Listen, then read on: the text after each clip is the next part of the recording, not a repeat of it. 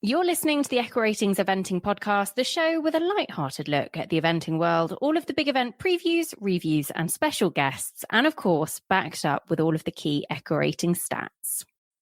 Welcome to the Echo Ratings Eventing Podcast.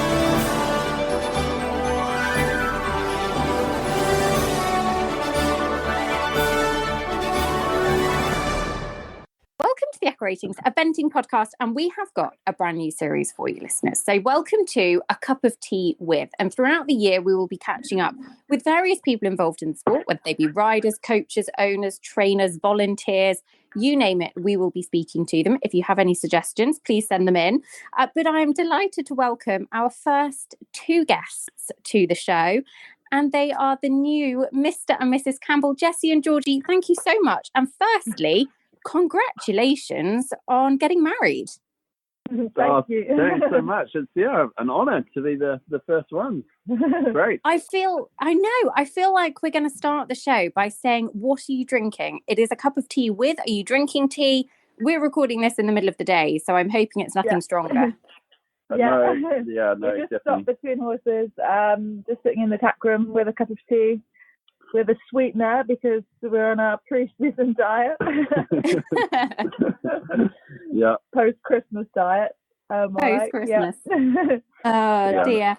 It's actually quite good, the sweetener. I've got to say, I'm actually sort of more partial to it than a little bit of sugar. Well, do you know what? Say it's worse for you than sugar.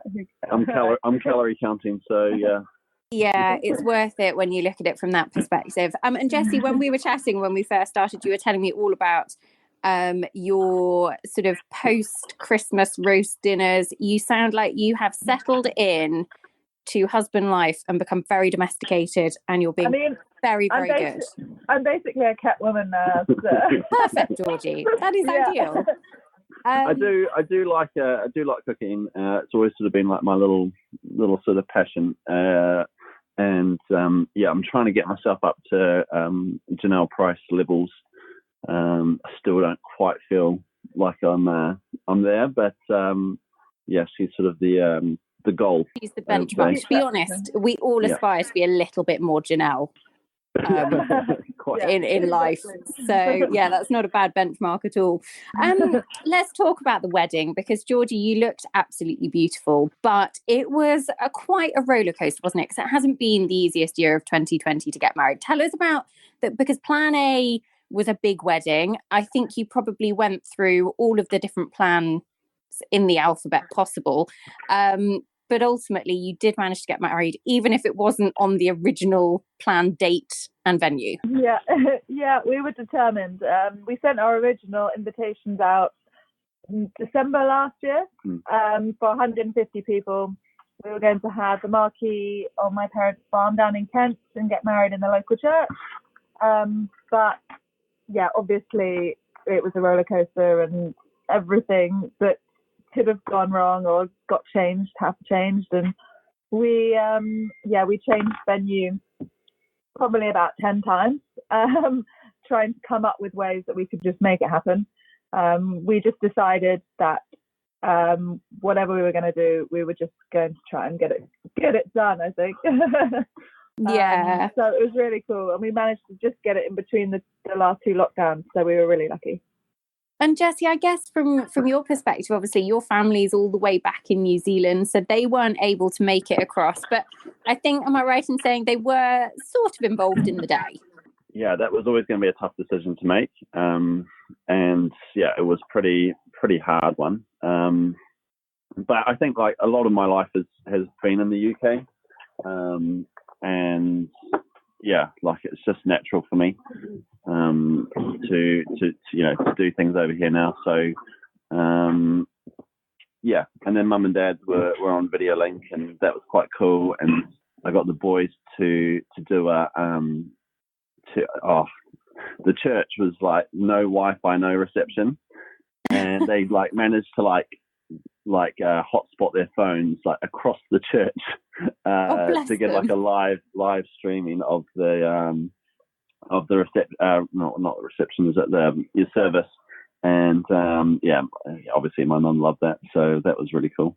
And I guess but it was a great day. When you do get back to New Zealand, there will be a very, very good excuse for a secondary celebration. But it has obviously meant your businesses have run alongside each other for the last couple of years anyway. But Team Campbell Eventing has officially been born. Tell us a bit about that, Georgie, and kind of the decision to make it a Team Campbell as opposed to Jesse and Georgie Eventing that you're both previously known as.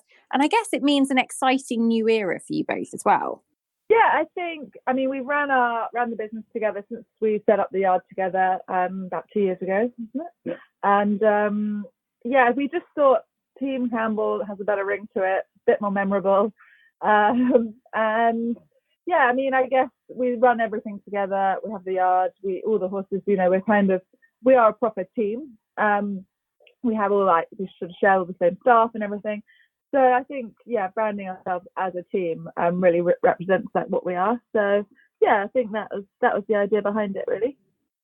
And I have heard a little rumour on the grapevine, and I mean, I could have just be about to start this rumour, who knows? Is there any truth to the potential that in the future you might ride for Team New Zealand? Well, yes, that is an option. I would be absolutely honoured to ride for Team New Zealand. Just a case of whether they'll have me, whether New Zealand will accept me as a citizen. So we're just going through that process at the moment. But I would be honoured. I think it would really sort of be the final piece of the puzzle, really, of putting together our team and our business and what we do together. And it'd be fantastic to ride for the same team for sure. Where we sort of struggle in terms of, that's probably the only bit of what we do that we're not doing it together. And like last year, we had Scott Brash and Shane Green lessons, and with Shane, we went down to Hickstead and jumped in the main arena. That's just the most incredible thing ever to do, and to then have to come home and tell Georgie all about it was a bit I kind of wish she was there. It'll be right. I guess. I mean, Team New Zealand, they have a great setup in the UK, obviously as well, and it will make you very much an eventing power couple. I guess it would add an extra element of friendly competition to be riding on the same team as well. I guess it's ultimately the dream, isn't it, to go to a championships and to be both riding on the same team. Imagine if there is both of you and Tim and Janelle, two married couples. That would definitely be the dream, but I've got to work pretty hard for that. Definitely, You've got to aim high. Aim high, exactly. No, I think that'd be really, really interesting to watch. What is the sort of timescale? Does it take a long time, or is it fairly sort of quick to do? I would have no idea. I don't know. I don't really. We don't know. It's all sort of a new process to us. It's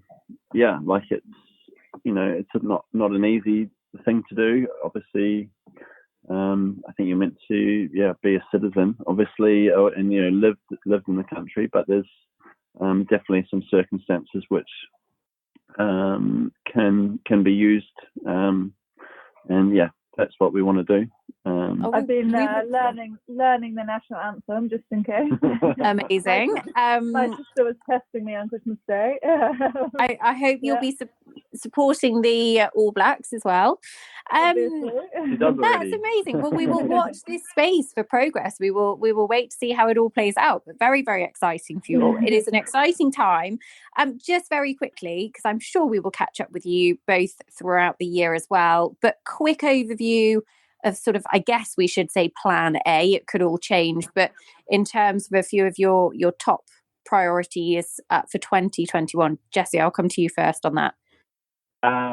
So Cleveland is going to go to badminton, and Diacello is going to go to Kentucky, and then Amsterdam's going to go out to Lemuland. Oh, that just sounds so easy to say, doesn't it? Just like that. 3 horses, 3 5-stars, boom. But obviously last year's taught us that these things don't always happen. But that's the initial plan. And really looking forward to it. It's going to be a great year, and I'm sure it'll be very different from what we're used to, but I think everyone's going to be pretty excited to get to those first 5 stars. Oh, absolutely. Yeah. Enthusiasm levels are very high. And Georgie, how about you? Because you had a really exciting couple of younger horses coming through last year, but Red Hot Cooley, for one, had a couple of advanced wins and stepped up to 4-star. And I guess that's a really one to look forward to this year. Yeah, I'm really excited about him. I've got a really young team, so it's felt like a long time coming, really. I'm bringing them up. I've had him since he was a 4-year-old. So finally, he's sort of getting up to that top level. I'm going to aim him for Bramham 4-star long this year in the spring, and then maybe another 4-star long at the end of the year. And then, yeah, I've got some other really nice young horses, a few really, really good 8-year-olds and 7-year-olds, and a whole load of young ones coming up through. So, yeah, really exciting. Just got to be patient and hopefully they'll all get there. Yeah, fingers crossed. And let's hope that COVID allows all of the exciting plans to take place. Yes. But look, it is a really, really exciting time for you both. Thank you for coming on and sharing it with our listeners as well. Good luck for this year. And if you don't already, listeners, watch the space for Team Campbell. Thank you so much. Take care. Speak to you soon. Listeners, we hope you've enjoyed a very special brand new episode, A Cup of Tea with Jesse and Georgie Campbell. And we'll be back very soon with more to come for you. Thank you for listening to the Equaratings Eventing podcast. This podcast is available for free on iTunes, Spotify, Podcast Addict, or wherever you usually listen to your podcasts. Make sure you subscribe so that you don't miss an episode. Find us at eventingpodcast.com or search Eventing Podcast on social media.